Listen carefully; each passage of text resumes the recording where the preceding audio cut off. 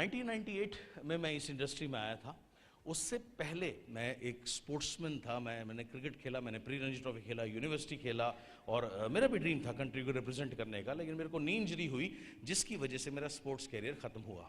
और जिस दौरान मैं सोच रहा था अब मैं क्या करूं, मेरे एक चार्टर्ड अकाउंटेंट ने मुझे फ़ोन किया, मम्मी को फ़ोन किया रादर, और कहा कि हिंदुस्तान में एक नया बिजनेस आया है, आप जा करके उसको देखो। दिल्ली में हम लोग एक ड्राइंग रूम में पहुंचे जहां वाइट बोर्ड लगा करके एक शख्स आए, उन्होंने बताया कि एक ये विदेशी कंपनी है, इंडिया में आने वाली है, अगर आप अपने डेली नीड के प्रोडक्ट यहाँ से लोगे और आपको कुछ थोड़ा सा डिस्काउंट पे मिलेगा, बट मोस्ट इंपॉर्टेंट अगर ये बात आप अन्य लोगों को बताओगे, आपकी टीम बनेगी और टीम में जितनी खपत होगी, कंजम्पशन होगी, इसके ऊपर आपको पैसे आएंगे। और साथ साथ उन्होंने ये भी बताया अगर 4-5 साल इस बिज़नेस को कर लिया तो कंटिन्यूस इनकम आ सकती है। और फिर उन्होंने कुछ लोगों की तस्वीर दिखाई जो इस बिज़नेस को कर रहे थे पिछले 4-5-6 कुछ सालों से, और उनकी बहुत अच्छी इनकम थी। ज़्यादातर वो लोग फॉरेनर थे, ये बात है 1997 की। सेम कॉन्सेप्ट के ऊपर एक इंडियन कंपनी काम कर रही थी पिछले 2 साल से। मैंने 95 में एक माइंड का कोर्स अटेंड किया था, सिल्वा मेथड ऑफ माइंड कंट्रोल। सो उसके जो टीचर एंड ट्रेनर थे वो एसोसिएटेड थे नेटवर्क मार्केटिंग के साथ में। सो जब उन्होंने बताया कि इस तरीके की इंडियन कंपनी ऑलरेडी ऑपरेट हो रही है लास्ट 2 ईयर से, so me and my mom both of us went. Program concept same था, everything was same. Being in Indian company वो ऑलरेडी 2 साल से मार्केट में थी, और प्लस तब कुछ लोग थे जो ऑलरेडी 50, 60, 70 हज़ार रुपये कमाने शुरू हो गए थे। 1998 में 50, 60, 70 हज़ार रुपये महीना बहुत बड़ी इनकम हुआ करती थी। उस समय क्लास 1 ऑफिसर, गेजेटेड ऑफिसर की भी इतनी तनख्वाह नहीं होती थी। सो माय मदर ज्वाइन, मेरी मदर ने पहले ज्वाइन किया, फिर उन्होंने मुझे सबसे पहले एनरोल कर दिया। तो ऐसी मेरी एंट्री हुई थी 3 अप्रैल 1998 को इस इंडस्ट्री में। लेकिन चैलेंजेस बहुत सारे थे। चैलेंजेस क्या थे? सबसे पहले मेरा नेचर बहुत रिजर्व था, बहुत शाय था। उस समय मेरे घर में अगर कोई आता था तो मैं पानी उनको दे करके अपने कमरे में चले जाता था, और जब तक वो नहीं जाते थे मैं बाहर नहीं आता था। दूसरा क्या था, मेरी अपलाइन मेरी मदर थी, तो ऑब्वियसली रिलेटिव्स कॉमन थे। अब मेरी मदर ने क्या किया, अपनी सिस्टर को अपनी अलग लाइन में स्पॉन्सर कर दिया। तो जो मेरा कज़न था वो मेरा क्रॉस लाइन हो गया। उन्होंने अपने भाई को अपनी अलग लाइन में स्पॉन्सर कर दिया। तो जो मेरा मामा था, जो मेरे बहुत अच्छे दोस्त है आज भी, वो मेरा ऑटोमेटिकली सिस्टम के हिसाब से क्रॉस लाइन हो गया। तो मैं किसी भी रिलेटिव को स्पॉन्सर नहीं कर पाया। मेरा फ्रेंड सर्कल बहुत लिमिटेड था, और मेरे घर से जो बिजनेस मीटिंग हुआ करती थी या जहाँ उस कंपनी का ऑफिस था वो 30 किलोमीटर दूर था one way. 30 kilometre one way जाने में दिल्ली के ट्रैफिक में उस समय लगते थे 2 घंटे। 2 घंटे जाने में मुझे कोई दिक्कत नहीं, मैं डेली 25-25, 30-30 लोगों को इनवाइट करता था, और रोज मुझे 25-30 लोग बोलते थे हाँ हम आएंगे, हाँ हम आएंगे, हाँ हम आएंगे। आते कितने लोग थे? 99% एक भी नहीं। कभी कभी मेरा दिन अच्छा होता था तो 1 या 2 लोग आ जाते थे। पहले पूरा महीना ऐसे बीत गया। 1 महीने के बाद जो मेरा पहला पेचेक इस इंडस्ट्री से आया था वो 155 रुपये का था, 155 रुपीज़। और दूसरा महीना ऐसे ही मेहनत करने के बाद में जो मेरा सेकंड पे आउट था वो था 139 रुपीज़, 139 रुपया। जब आपका ऐसे चेक आते हैं तो आपके जो दोस्त होते हैं ना, वो कमाल की आपको बात बोलते हैं, उससे बड़ी इंकरेजमेंट मिलती है। आपको पता है ना, वो ऐसी बात बोलते हैं मैं स्टेज पे बोल भी नहीं सकता। दीपल ने स्टेज से नीचे जाने से मना किया है तो मैं बता भी नहीं पाऊंगा आज आपको। वो इतना आपको इनकरेज करते हैं, इतनी अच्छी अच्छी बातें आपको बोलते हैं। लेकिन मेरे साथ एक अच्छी चीज़ ये हुई थी, मुझे मौका मिला एक इंटरनेशनल ट्रेनर को सुनने का, जिन्होंने इस बिज़नेस को 15 साल किया था हांगकांग में, चाइना में, अमेरिका में। और उस समय वो जो कंपनी थी उन्होंने हायर किया था उनको अपना नेटवर्क बनाने के लिए, क्योंकि 98-97 में ये बिज़नेस क्या है, कैसे होता है, किसी को पता ही नहीं था इंडिया में। उस समय मुझे मालूम चला कि ये कंपनी इनको साल के कोई 1 करोड़ रुपए देती है केवल नेटवर्क बनाने के लिए, ट्रेनिंग करने के लिए। और जब उनकी ट्रेनिंग खत्म होती थी लोग उनसे मिलना चाहते थे, उनको छूना चाहते थे। वो उस समय मोबाइल नहीं थे तो सेल्फी का दौर नहीं था, वो अपना विजिटिंग कार्ड बांटते थे। तो लोग उनके विजिटिंग कार्ड लेने के लिए एक के ऊपर एक ऐसे कूदते थे जैसे वो कोई विजिटिंग कार्ड नहीं, कोई 2000 रुपये के नोट बांट रहे हों। तो वहाँ से मुझे विजन मिला कि अगर मैं भी 15 साल इस इंडस्ट्री को दूंगा तो मेरा कैरियर भी कल को ये हो सकता है जिसमें इतना सारा पैसा और इतनी सारी इज्जत कमाई जा सकती है। वहाँ से मैंने विजन बनाया। वहाँ से मैंने विजन बनाया था कि मैं इस बिजनेस को फुल टाइम कैरियर के रूप में लूँगा, और दैट्स इट। वहाँ से मैं सीरियस हुआ। रेगुलर 2 महीने में मैंने कोई पैसा नहीं कमाया, लेकिन मैंने कोई मीटिंग नहीं छोड़ी। रेगुलर मीटिंग्स में जाना, नोट्स बनाना, हर एक बार CNT के यानी बिजनेस प्रेजेंटेशन के, उसके बाद घर में आना, उसकी प्रैक्टिस करना, और उसके बाद धीरे धीरे मैंने वन ऑन वन करना शुरू कर दिया। मुझे समझ में आया अगर लोगों को मीटिंग तक ले जाना मुश्किल है तो मीटिंग को लोगों तक ले जाना पड़ेगा। सो मैंने वन ऑन वन करना शुरू किया, धीरे धीरे होम मीटिंग करनी शुरू करी, जिसकी वजह से थोड़ा नेटवर्क डेवलप होने लगा। जब धीरे धीरे नेटवर्क डेवलप हुआ, उसके बाद जो लोग नेटवर्क में आए उनको भी मैंने मीटिंग करना सिखाना शुरू कर दिया, जो भी ट्रेनिंग होती थी वो सिखानी शुरू कर दी। सो नतीजा क्या हुआ, 1 साल के बाद में मैं 30,000 रुपये की इनकम पे पहुंच गया। और 2000 के अंदर में, सन 2000 में लगभग मेरी 70-75 हज़ार रुपये की इनकम हो गई। एंड एक कार भी खरीद ली, फॉरेन ट्रिप भी मिल गया, तो ज़िंदगी अच्छी खासी चलने लगी। लेकिन 2001 में इंडिया में बाइनरी कंपनी 2 टांग वाली उनका आगमन हुआ, और उस समय मेरी टीम में 14 फुल टाइम लीडर्स थे। वो 14 में से 12 लोग एक 2 टांग वाली बाइनरी कंपनी में चले गए। तो आप सोचो 90% लीडरशिप अगर आपकी चली जाए, आपके बिजनेस का क्या हाल होने वाला है। सो जिस हॉल में हम हर शनिवार को, सैटरडे को, दिल्ली में हमारी बिजनेस प्रेजेंटेशन होती थी, लोधी रोड पे डेल्टन हॉल उस हॉल का नाम है, जहाँ 350 सीट थी, 500 लोग हमेशा वहाँ बैठते थे। जब ये लोग चले गए, उस हॉल में 50 लोग बिठाने के लिए भी हमें संघर्ष करना पड़ गया। बट एक चीज़ समझ में आई कि अगर 2 साल, जब मैं आया था मैं अकेला आया था, मैं किसी को लेकर नहीं आया। अगर 2 साल में मैंने ये टीम क्रिएट करी थी, ये चली भी गई, तो दोबारा भी क्रिएट करी जा सकती है। सो मैंने नीचे नीचे लोगों को फ़ोन कॉल करना शुरू किया, 15वें लेवल में, 25वें लेवल में, 30वें लेवल में, और एक ही चीज़ मैं उनको बोलता था कि मैं आपका अपलाइन हूँ, अगर आप सीरियस हैं वेल्थ क्रिएट करने के लिए तो मैं आता हूँ, मिलता हूँ आपसे, और अब मैं मिलकर काम करूँगा, मैं आपके साथ में होम मीटिंग्स करूँगा ताकि हम मिलकर वेल्थ क्रिएट कर सकें। कुछ लोग बात समझ में आई, कुछ को नहीं आई, बट एनीवे 6 से 7 महीने में दोबारा बिजनेस वहीं पर पहुंच गया। 2001 में मुझे याद है, मैं ऑस्ट्रेलिया का हमें फॉरेन ट्रिप मिला, सिडनी का। संदीप मेरे साथ उस ट्रिप में थे, आपको याद होगा, राइट? दीपल जी और नीलेश जी तो ऑफकोर्स थे ही थे। एंड उसके बाद में इनकम 1.25 लाख रुपए तक पहुंची।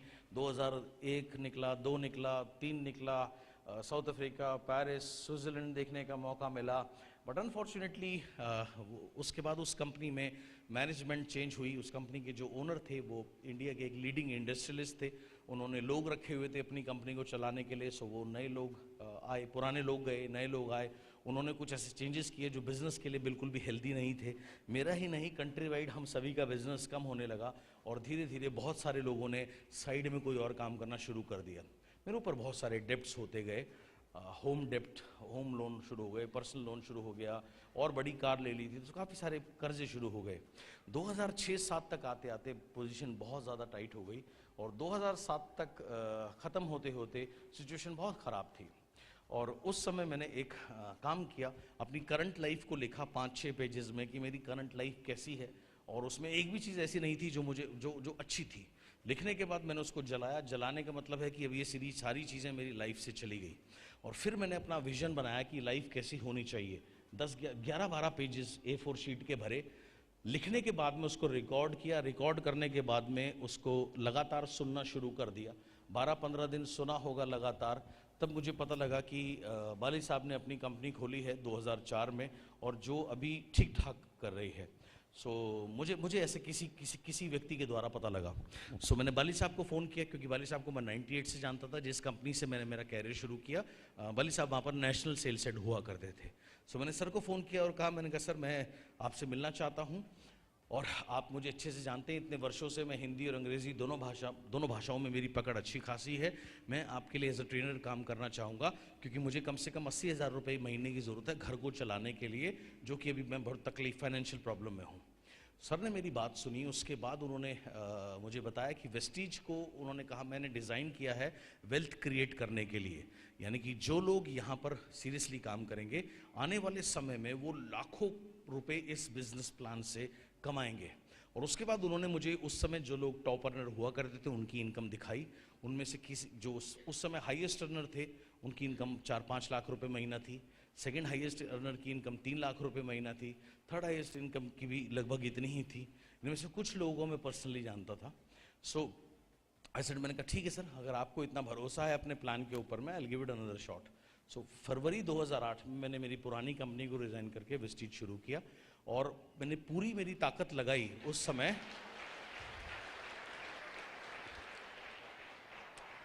मैंने मेरी पूरी एनर्जी लगाई उस समय कि मैं मैक्सिमम नेटवर्क क्रिएट कर सकूं। दिमाग में एक ही चीज़ थी, नेटवर्क केवल दिल्ली तक सीमित नहीं रखना या नॉर्थ तक सीमित नहीं रखना, हर एक पूरे इंडिया में नेटवर्क को फैलाना है। मैंने मेरे 10 साल के एक्सपीरियंस में देखा था, हर जगह का ना एक लीन पीरियड आता है। जैसे आप में से बहुत से लोग गुजरात से हैं, आपके यहाँ जब गरबा का टाइम होता है तो 10, 15, 20 दिन सब लोग फेस्टिवल मूड में आ जाते हैं, काम थोड़ा सा लीन हो जाता है, राइट। यहाँ पर हीरोक बैठे हैं मेरे सामने, शांता बैठी है, ये लोग कलकत्ता से हैं। कलकत्ता में पूजा के टाइम में क्या होता है कि कोई भी व्यक्ति काम करने के मूड में नहीं होता, सब लोग बड़े रिलैक्स हो जाते हैं, 10-15 दिन बड़ा लीन पीरियड होता है। सामने आसिफ बैठे हैं, ये आसाम से हैं, इनके यहाँ पर जब बिहू का टाइम आता है तो वही सेम सिचुएशन होती है, 10-15-20 दिन कोई काम करना नहीं चाहता। नॉर्थ ईस्ट में अगर हम चले जाएं तो वहाँ क्रिसमस के टाइम में nobody wants to work, everybody is in a festive mood, यानी कि हर जगह का कोई ना कोई लीन पीरियड होता है। तो मेरे दिमाग में एक ही चीज़ थी, यार नेटवर्क इतना बड़ा होना चाहिए पूरे हिंदुस्तान में और पूरे वर्ल्ड में आगे चल के कि अगर एक स्टेट का लीन पीरियड है तो मेरा कभी कोई लीन पीरियड ना आए, मेरा बिजनेस हमेशा ग्रो करता रहे। तो ये मेरे माइंड में थी। सो ये चीज़ हमेशा मेरे माइंड में रहा करती थी। पहले महीने मैंने 5 लोगों को इस बिजनेस में इंट्रोड्यूस किया, एक लाइन डायरेक्टर गई। तो पहले महीने टेक्निकली मैं सिल्वर डायरेक्टर था और मेरा चेक था, प्रेस्टीज का पहला चेक था 57,010 रुपीज़। नेक्स्ट मंथ मैंने 3 और लोगों को एनरोल किया, 2 लाइन जो थी वो और डायरेक्टर पे पहुंची। तो सेकेंड मंथ मेरा टेक्निकली लेवल स्टार था और जो मेरा पे चेक था वो 86,000 रुपीज़ था। एंड सेम वे मैंने दिल्ली नॉर्थ से तो शुरू किया ही था, लेकिन फिर मैंने उड़ीसा एक्सपैंड कर दिया। मेरी पुरानी कंपनी में हम फॉरेन ट्रिप पे जाते थे तो मेरी मुलाकात होती थी सुदर्शन मोहंती, अब मेरी लाइन में नहीं थे लेकिन उनसे हाई हेलो होती थी, फॉरेन ट्रिप में कभी मुलाकात होती थी। तो मेहर बाली साहब गए उनको प्लान दिखाने के लिए, उसके साथ मैंने उड़ीसा शुरू किया। और जब मैंने उनको साइन अप किया तो उनके साथ उनको मैंने एक ही चीज़ बोलता था कि मैं 4 दिन आपके पास रहूँगा और सुबह से शाम तक आप लोगों को मेरे से मिलवाते रहना। और उनके साथ मैंने होम मीटिंग से लेकर के डिफरेंट स्टेट्स ट्रैवल किए। एक विजिट में मेरी कोशिश होती थी हम एक दिन में 3-3, 4-4 CNT करें। सुबह 6 बजे मैं होटल छोड़ देता था, उनको होटल से उनके घर से पिक करता था। शाम तक अगर आसपास है तो वापस आते थे, नहीं तो जहाँ है वहीं हम सो जाया करते थे। कभी कभार तो ऐसा हो जाता था 8 दिन हो गए ट्रैवल करते हुए, 10 दिन हो गए ट्रैवल करते हुए, रात को कभी 2 बजे 3 बजे आँख खुलती थी वॉशरूम के लिए, तो थोड़ा सा कभी समझ नहीं आता था मैं हूँ कहाँ। 2 मिनट के बाद दिमाग काम करता था, अच्छा मैं इस जगह पर हूँ, यहाँ ये इस तरीके से। तो इस तरीके से मैंने उनके साथ काम किया। मुझे एक बार याद है उन्होंने मुझे एक बात कही थी कि आप सुबह 6 बजे मेरे को उठा देते हो, मैं एक हफ्ते अपने घर नहीं आता भी हूँ तो 11 बजे आता हूँ, 6 बजे फिर आप ले जाते हो, तो मेरी बीवी मेरे को तलाक देने वाली है।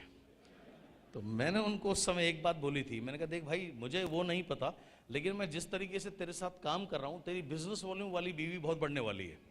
और जब वो बीवी बढ़ती है तो घर में लक्ष्मी आती है, और घर में जब लक्ष्मी आती है तो घर की लक्ष्मी छोड़ के नहीं जाती, खुश होती है। तो मैंने कहा थोड़ा टाइम मेरे साथ यार मेरे साथ कोऑपरेट कर, 6-8 महीने बाद सिचुएशन चेंज हो जाएगी। और मैं उसको इस समय एग्जाम्पल दिया करता था, मैंने कहा देख यार जब बच्चा पैदा होता है ना उसके मुंह में ना दांत नहीं होते, तो वो रोटी नहीं खा सकता, जाहिर सी बात है, वो दूध पीता है, लिक्विड डाइट पे रहता है। कुछ टाइम बाद 2-3 साल बाद उसके दांत निकलने शुरू होते हैं। जब दांत निकलने शुरू होते हैं ना उस बच्चे को बहुत तकलीफ होती है, वो रोता है बेचारा, पेट में दर्द होता है, बुखार होता है, ग्राइप वाटर हम उसको देते हैं, बहुत सारी चीजें देते हैं। लेकिन जब वो दांत निकल जाते हैं तो जिंदगी भर वो दांत से वो बच्चा रोटी खाता है जब तक वो जीवित रहता है। सेम नेटवर्क बनाना है, सेम नेटवर्क बनाना है। जब आप नेटवर्क बनाने निकलोगे घर से बाहर, शुरू में बहुत आपको अजीब सी तकलीफ आएगी, लेकिन वो तकलीफ अगर आपने सहन कर ली और नेटवर्क बन गया तो आप समझ लो दांत निकल गए, अब जिंदगी भर वो नेटवर्क आपको खिलाने वाला है। तो उस स्टेज तक जाना है, ज़्यादातर लोग उससे पहले क्विट कर देते हैं। सो ऐसे मैंने उसके साथ में बहुत अलग तरीके से काम किया। तो इसका परिणाम क्या हुआ, 8वें महीना उसका पे चेक पहुंच गया 2,74,000 रुपये का, 2.25 लाख रुपए का 8वें महीने का पे आउट था। इस तरीके से सक्सेस थी, जहां शुरू में हमें 1-1, 2-2 लोग मिलते थे। 3 महीने बाद, 4 महीने बाद जब हम CNT के लिए जाते थे तो लोग कहते थे कि थैंक यू सो मच, हम रेगुलर ग्लूकोजामाइन इस्तेमाल कर रहे हैं, मेरे पैर के जोड़ों का दर्द खत्म हो गया। कोई कहता था कि मेरी कॉन्स्टिपेशन खत्म हो गई। सो मैं प्रोडक्ट टेस्टिमोनियल्स बहुत अच्छे मिलने लगे, सो वहाँ सक्सेस मिली। उसके बाद में फिर एक्सपैंड करने के लिए Karnataka, other Kerala, other states वगैरह सारे शुरू करते चले गए।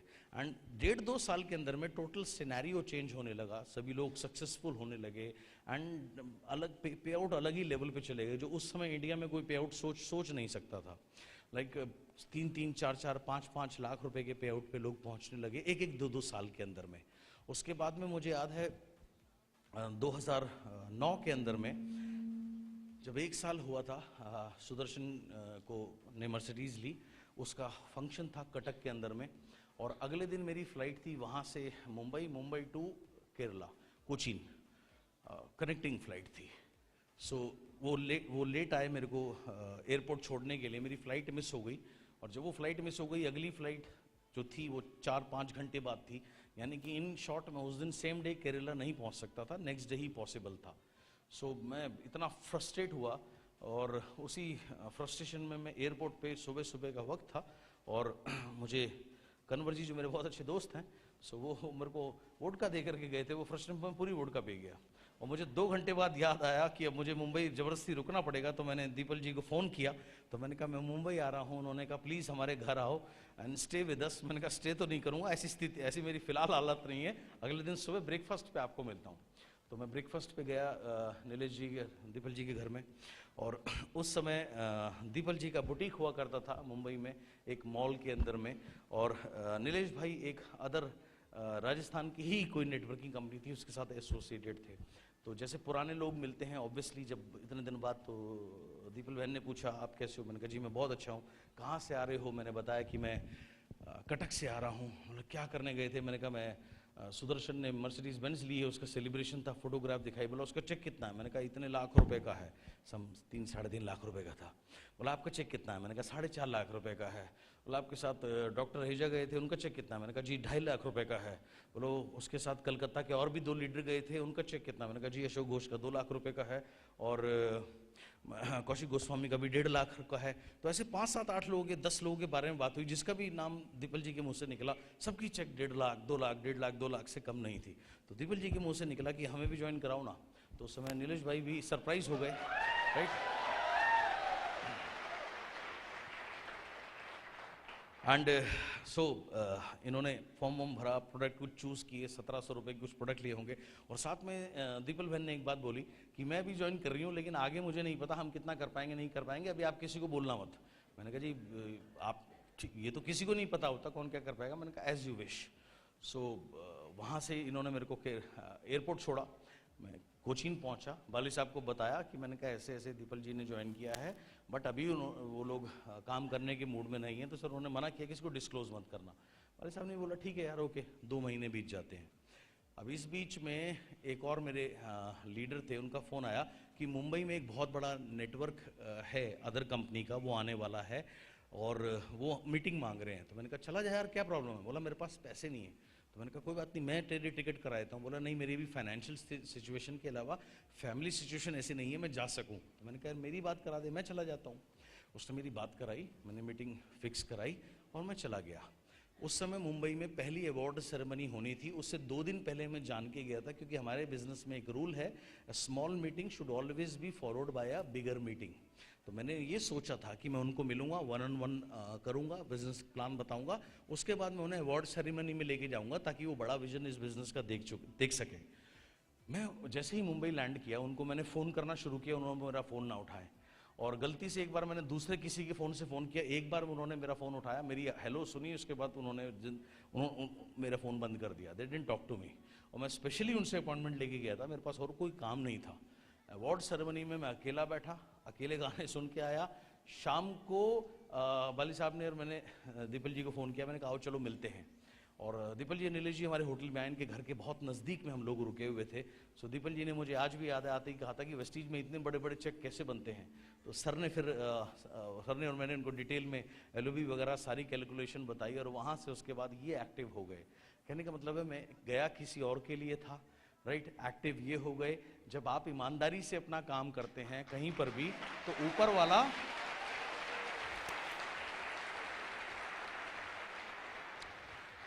वाला आपको परिणाम जरूर देता है। यहां से नहीं देगा तो कहीं और से देगा। तो मेरे से पहले 2008 में वेस्टीज में आया था, वाली साहब खुद उससे 1 महीने पहले दीपल जी के घर पे प्लान दिखा के आए थे, लेकिन जो भी था तब उसकी रजा नहीं थी। लाइक मैंने तो प्लान भी नहीं दिखाया, मैं तो सिंपली नाश्ते पे गया था।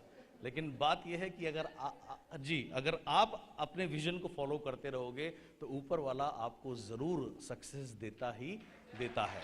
Simple as that.